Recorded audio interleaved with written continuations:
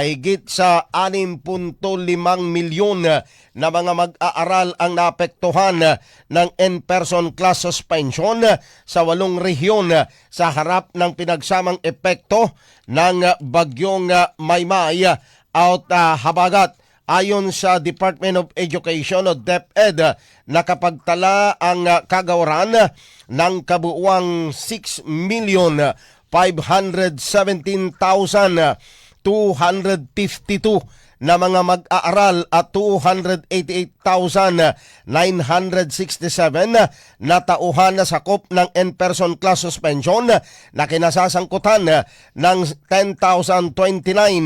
na mga public schools at 61 school divisions sa 8 rehiyon ng bansa.